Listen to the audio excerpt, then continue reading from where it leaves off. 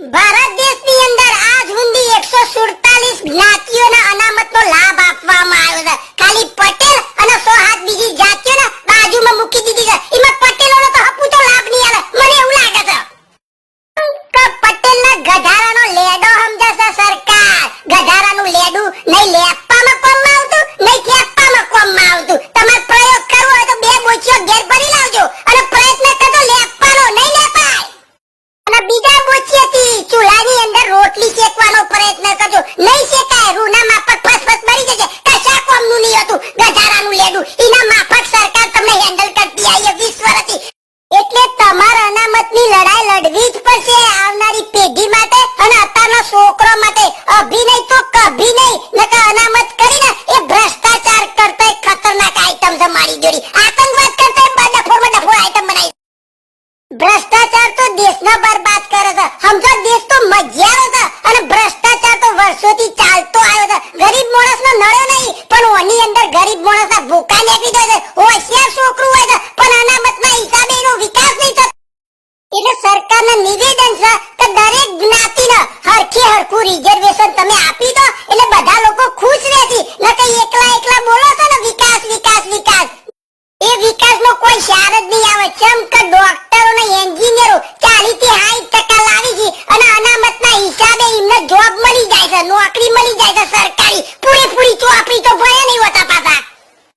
એટલે તમે ગમે તે ડોક્ટર જોડી જાવ ને, ઓપરેશન કરાવવાનું હોય તો સ્પેશિયલ તમે જોજો એની નેમ ટેગ એ કઈ અટકનો છે. જો અનામતની અંદર અટક એરે આવતી હોય ને તો એથી મુઠ્ઠીઓ વાળી નાહી જજો. ચમ કે એરિયો પૂરી ચોપડી નહીં પડે હોતો સર. સરકારી જોબ લઈને બેઠો હોય છે પણ 60% જ લાવ્યો હોય છે. પૂરેપૂરી ચોપડી ભણ્યો નહીં હતો એટલે તમારું પંચર જ પાસ છે. એટલું યાદ રાખજે. આ દેશનો કોઈ વિકાસ થવાનો નહીં જો એની બંધારણ નહીં બદલાય તો ઊંધી. ઓમ જોવા જઈએ તો હારા મારું કરી છે પટેલે અનામત નહીં આપી દે. કમસે કમ થોડા અમુક સુખી તો ત્યાંથી નકર તો જોબના ચક્કરમાં કચેરી આગળ ઓટા મારે કરો અને ગયડા થઈ જાવ ખબર ના પડે. અમાર જેવા બૂઠા તો હપુતા ઇન્ડિયામાં ચાલી એવા નતા પણ પરદેશમાં મુઠ્ઠીઓ વાળીને પહોંચી ગયા તે કમસે કમ સેટિંગ થઈ ગયું છે. ઇન્ડિયાની અંદર અમુક બૂઠા છે ધંધા લઈને બેઠા છે એ સુખી થઈ ગયા છે. બિચારા અમુક ભાઈઓ ગરીબ છે એમના માટે અનામત જોવો છે. કારણ કે અનામત દિલથી હું કહું છું નાબૂદ કરી દેવી જોઈએ. દેશનો વિકાસ કરવો હોય તો નકર દેશ રૂંધાઈ જશે, ગભરામણમાં આવી જશે, મરી જશે દેશ આગળ જતો. અનામતના ચક્કરમાં જોઈ લેજો તમે. એટલું યાદ રાખજો. મરી જાય તો કહેજો તને મને.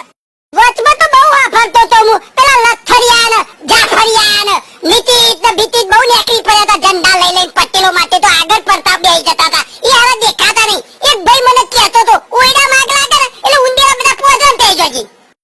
એટલે પટેલને જિંદગી સુધારવી હોય ને તો ભાજપને એક વાત ચખાવી જ પડશે તમારે. નકર અનામત વગર તો તમે રીબાવાના છો. ભાજપ લાવજો કે કોંગ્રેસ લાવજો, રીબાવું તો પડશે જ. એટલે અનામત લેવી જ પડશે તમારે. નકર કચુંબર નીકળી જશે તમારે. એટલું યાદ રાખજો. કારણ કે હું કોંગ્રેસને મત આપો તોય તમારા લોચા છે. ભાજપને હાલો